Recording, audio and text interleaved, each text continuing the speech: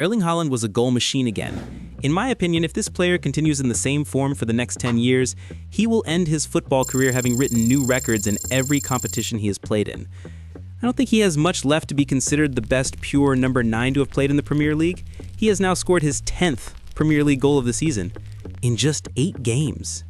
In the history of this competition, there have only been 2 previous occasions where a player scored 10 or more goals in the first 8 games, and he is the one who scored 10 goals on both of those occasions too. Therefore, since he arrived in England at the start of the 2022 season, he has scored at least 10 goals in the first 8 games in most of the seasons. What's amazing is that he returned from the last international break, having also scored goals for the Norwegian national team.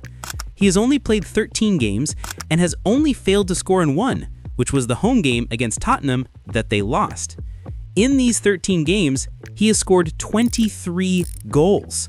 A striker who considers himself good would be called a 20-goal striker and would have had a good season if he finished the season with 23 goals, and he has also added 3 assists. It's not even November yet. The game was played on October 18th. At this early stage of the season, Erling Haaland has scored 23 goals in 13 games. The season has 7 more months to go. If we include the World Cup, it's more than 8 months remaining. If he stays injury-free and can maintain this form until the end of the season, you can imagine the goal tally he will reach. Is Manchester City becoming a one-man team? It's a valid debate. Manchester City has a player who has scored 11 goals this season. The team's second highest scorer is a Burnley player named Maxime Estive. He is not a City player, but he scored 2 own goals against himself when City beat Burnley at the Etihad. So, the player who has scored the second most goals for Manchester City this season after Haaland is Maxime Estive, the French defender for Burnley, and former Montpellier player.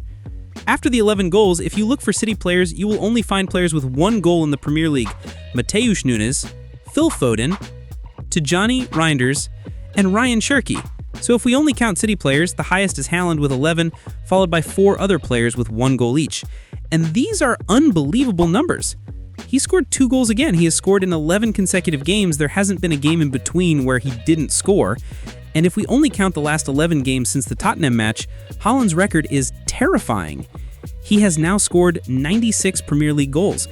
Alan Shearer needed 124 games to reach 100 goals. He will certainly break that record. If he stays in England for the duration of the contract he signed, if he remains a Manchester City player, he is bound to reach Alan Shearer's 260 Premier League goals.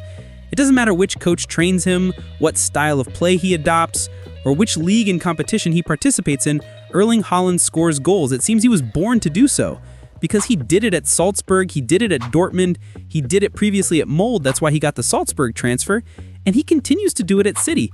He does it when he plays for the Norwegian national team in the Premier League and the Champions League.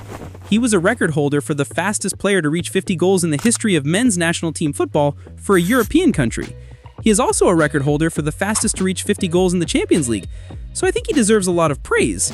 He continues to set such astonishing records this season as well. But there are things Haaland is constantly adding to his game. He has never lost his way to goal. I even think he could score more. He sometimes squanders goal-scoring opportunities that seem easy for his ability. For example, he could have scored a hat-trick in Everton's game. Guardiola said he could have scored 4 or 5 goals. If he were more clinical, his goal tally could be even higher. A few years ago, Roy Keane famously diminished his skill outside of scoring goals, calling it 4th Division English football skill or League 2 skill. He might not be a very technical striker. He's not Ronaldo Nazario or Henry. He might not have that kind of technical skill. But there is an improvement you see in him constantly in his overall play beyond just goal scoring. For example, one of the criteria by which pure number 9s are judged might be heading ability. Admittedly, the players I mentioned earlier, Ronaldo Nazario or Henry, were not specialists at scoring goals with their heads. They scored some unforgettable headers, but they weren't specialists. Scoring with the head is not mandatory, but given Haaland's frame, physique, height, and leaping ability, it was predictable that becoming proficient in scoring headers would be an additional weapon for him. His first goal today is a good reminder that he is working on this. So he works. His pressing intensity has increased.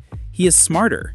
When it comes to helping the team defend, even in his own box during set pieces, for the opposing team, he uses his height and aerial dominance to give City a significant advantage. There is improvement in other parts of his game. Of course, he will never be a player who dribbles past 2-3 players and scores. He doesn't have that skill. But in the coachable things he can improve, He is very impressive. So he was the one who scored both goals in this game as well.